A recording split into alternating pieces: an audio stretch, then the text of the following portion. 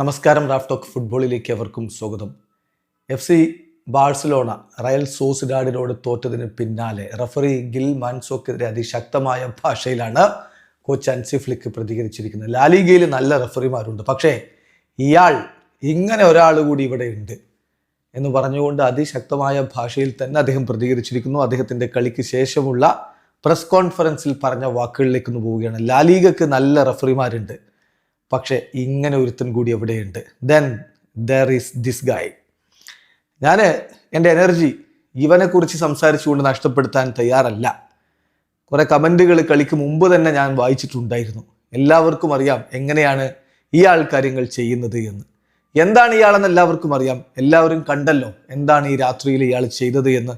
Frenkie പറഞ്ഞു ഇവൻ വളരെ അറോഗൻ്റ് ആണ് എന്ന്. ഫ്രങ്കി പറഞ്ഞത് ശരിയാണ്. ഈ ആളുകളുണ്ടല്ലോ, ഇവർ തന്നെയാണ് കഴിഞ്ഞ സീസണിൽ ഞങ്ങൾക്കെതിരെ ഇങ്ങനെയുള്ള കാര്യങ്ങൾ ചെയ്തത്. വാർ റൂമിലും ഒരുത്തനുണ്ട്. ഏതായാലും ഗുഡ് വർക്കാണ്.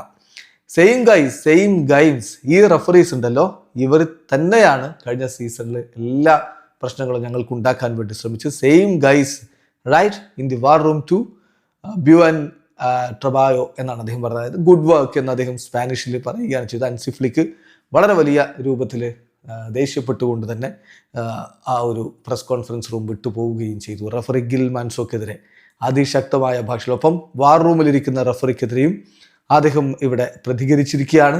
തീർച്ചയായിട്ടും കളിക്കളത്തിൽ ഉണ്ടായിട്ടുള്ള സംഭവ വികാസങ്ങൾ, ബാഴ്സയുടെ 3 ഗോളുകൾ ഡിസലവ് ചെയ്തത്, ബാഴ്സയ്ക്ക് അനുകൂലമായി ലഭിക്കേണ്ട പെനാൽറ്റി നിഷേധിച്ചത്, അങ്ങനെ കുറേ കാര്യങ്ങൾ ഈ ഒരു കളിയിൽ സംഭവിച്ചു. അതുകൊണ്ട് തന്നെയാണ് സാധാരണ റഫറിമാർക്കെതിരെ അങ്ങനെ പ്രതികരിക്കാത്ത കോച്ച് ഇത്തരത്തിൽ അതിശക്തമായ ഭാഷ ഉപയോഗിച്ച് പ്രതികരിച്ചിരിക്കുന്നു. വീഡിയോ അവസാനിക്കുന്നു. ഫുട്ബോൾ ലോകത്തെ കൂടുതൽ വിശേഷങ്ങളുമായി റഫ് ടോക്സിൽ എത്താം.